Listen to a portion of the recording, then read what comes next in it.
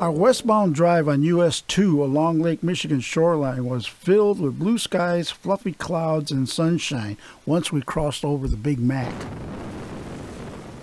We were headed to Fayette Historic State Park. We were to meet with Troy Henderson and Randy Brown, park rangers. They were both very knowledgeable on Fayette Park and very accommodating to our schedule.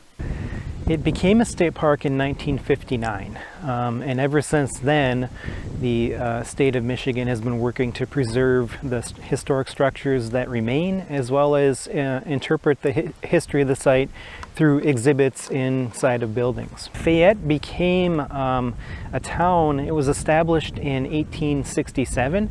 Fayette Brown of the Jackson Iron Company came to this site and realized it would be an ideal place to manufacture smelt iron ore from the mines in Negaunee. So in 1867 they constructed a blast furnace and established a company town here at Fayette. Town has a Great Lake Michigan harbor. It has a nice limestone bluff, and limestone plays a part in the blast furnace process. Also had a lot of trees and timbered land around the Garden Peninsula here that could be manufactured into charcoal. So they had abundant natural resources to make this town work as a iron smelting town. The only thing they didn't have was the iron ore. There are no iron mines around Fayette, but they decided to ship the iron ore from their mines in Negaunee by rail to Escanaba, and then put that ore onto barges and shipped about 35 miles here to Fayette. But again, you had that's what made part of this so great is that you had a natural deep harbor. Yeah. So the schooners could come in, because then they would load the schooners to take the pig iron back south. Ah, okay. Randy Brown has been with Fayette State Park 32 years. A great sense of humor and a great host. So I asked Randy, what do you like about this job? We get to work with the history stuff. We get to do restoration work. We get to work with the historians to decide what we're going to do and how we're going to do it. And then we've got the public. I love working with the public and chatting with folks and trying to make their vacations worth the trip. And so that makes it a lot of fun. And then working with the staff. We got a good staff here that's, again, enjoyable to work with. And so it's been a good 30-some years. We really like the historic town here. I think that's really neat, just to be able to see something that almost looks like it could still be in production today to a degree. Like it's a blast from the past. It's pretty cool. All the buildings that remain here, with the exception of the laborer's cabin, which is a reconstruction, are all original to the site. Currently, we've got several roofs that we need to get replaced, and so those are done with historically correct cedar shingles. And so we got 2 roofs planned, and then we've got a couple of porches that we need to do some work on. And these are the types of things that we try to get done in the off season, whether it be in the fall, later fall, before winter hits, or in the spring before the summer hits. And then we got a lot of people, and we try not to do a lot of big construction projects during the youth season, just because it kind of detracts a little bit from the historic site if you've got a lot of equipment and going. But we just finished up. It was actually a contractor job. A section of retaining wall behind the charcoal kilns had collapsed. And so that was done by a contractor, and they did do that during the summer because, again, that's pretty much the only time you can do that type of work and get that done and know that, excuse me, that the temperatures are going to be right, for the drying of the mortar and whatnot.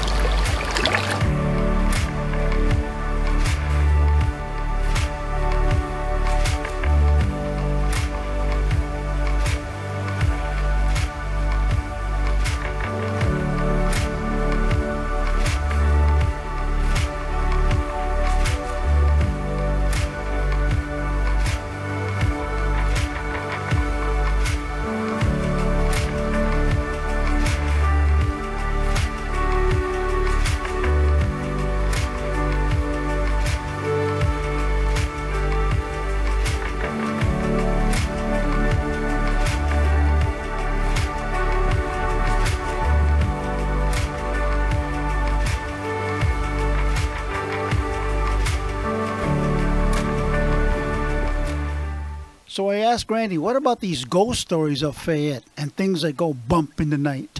I've never seen anything that I can't explain.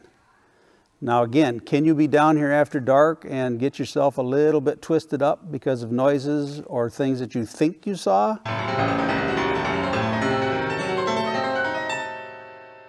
Absolutely.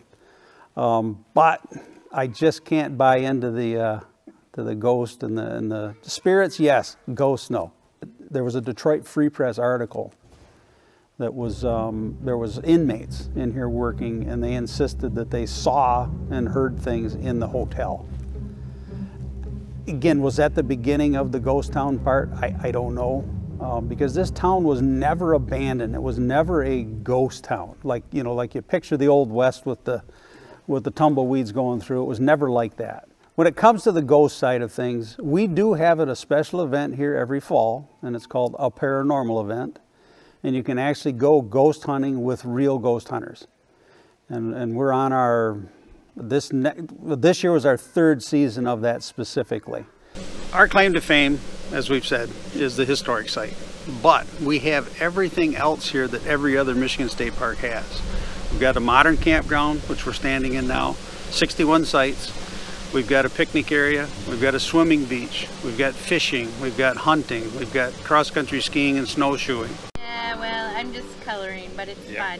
Passes the time. Yeah, we were down there this morning. It was pretty nice. We had a great time looking all around, and I think I like the schoolroom the best because I'm a retired teacher, so I like that. But I did like the doctor's residence. I was also a nurse in my first career, and then teaching, so. And we have the baseball field that we play old style baseball on. We've got the racetrack, which we're trying to restore that, which is actually, there was a historic racetrack where they used to do sulky horse and sulky racing around. And we've got our modern harbor. And so the limestone bluffs, 3.5 miles of hiking trails. So we've just got everything here. And so you come for the history, and then the natural beauty will catch you. And that's what's kind of fun. This is Dan Salas with Ellis White. Thank you for watching positivelymichigan.net.